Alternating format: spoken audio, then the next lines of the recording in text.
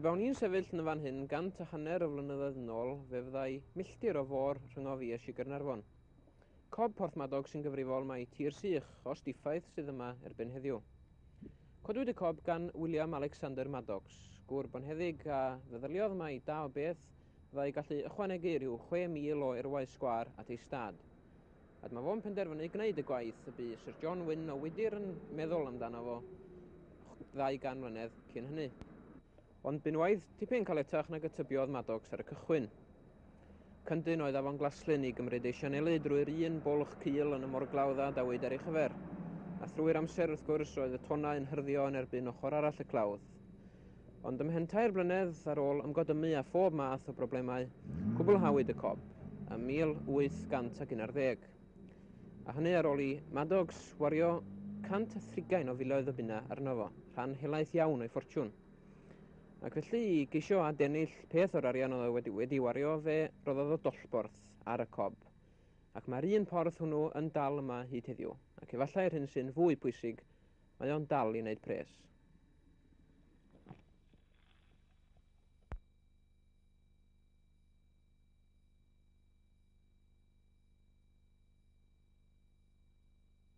Mr John Morris, mae cadw llygad ar y porth mae'n waith llawn amser i 3 aelod o'ch teulu chi. Dwydwch wrtha i faint o gerbydau sydd yn pasio yma mewn blwyddyn dydwch?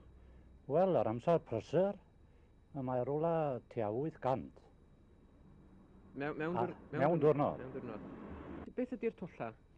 Wel, mae'r ceir yn 6 ceiniog, mae'r loris, y rhai yn nhw'n sŵl, a mae lleill yn 2 sŵl, a lleill yn 3 sŵl. A pobl ar droed yn talu faint? A'r pobl ar y troed yn talu ceiniog. A thea faint o arian mae hyn yn ddod i mewn i chi mewn blwyddyn? Wel, swn i'n licio chateb chi fanna, am yr rheswm gwas cyflog ydw i Tremadog Estate. Mwyaf swn i'n licio gofyn i chi faint sgynnoch chi yn y banc. Ydy pawb yn talu am groesi'r cob yma?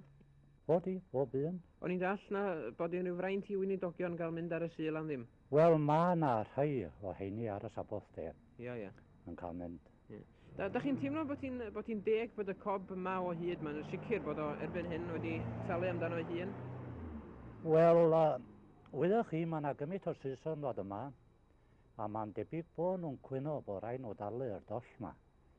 Ond ydyn nhw'n sylweddoli faint o filltirodd maen nhw'n yn ei ennill drwy fynd am Porthmadog Caernarfon a Bangor.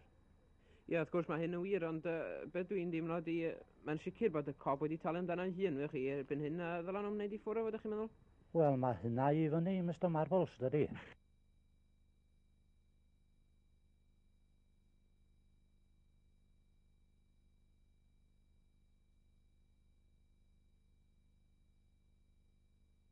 Chi'n croesi'r cob ma'n aml? Wel, ddim yn aml iawn, chi de. Da chi'n teimlo bod hi'n deg bod chi'n gorfod talu am groesi? Na, chdi, dwi'n teimlo ti'n deg, de. Na, di. Be ddyla fod yn digwydd, da chi'n meddwl? Wel, maen nhw'n dweud i mi bod o'n gwllwn dipyn, tan nhw'n trio trwsio dipyn arno, de. Efo'r pres maen nhw'n gael.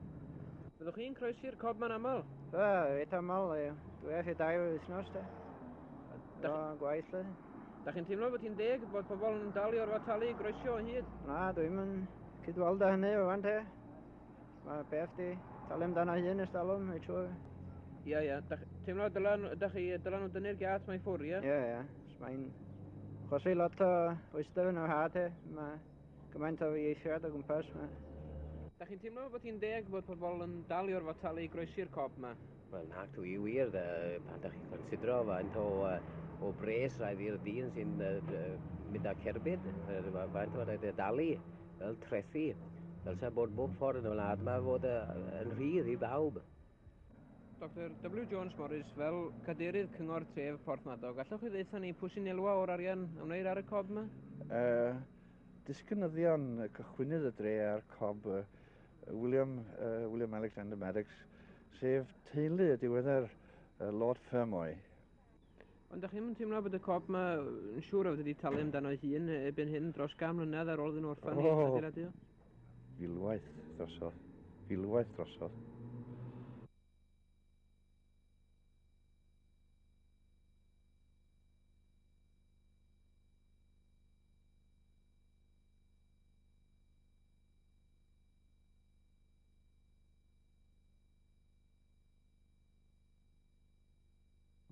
ond efallai i ffyniant y dref sy'n dwy'n ei enw gyrraedd yn rhy hwyr i Maddox.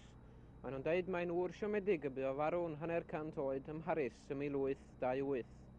Ond pa bynnag reswm oedd ganddo fo dros adeiladu'r Cob, pryn iddo dau enw ei hun i'r amlwg, i chwanegu at faint ei stad neu efallai geisio ennill y ras i'r Iwerddon, mae'n sicr iddo fo wneud cymwynas wirioneddol i fionydd.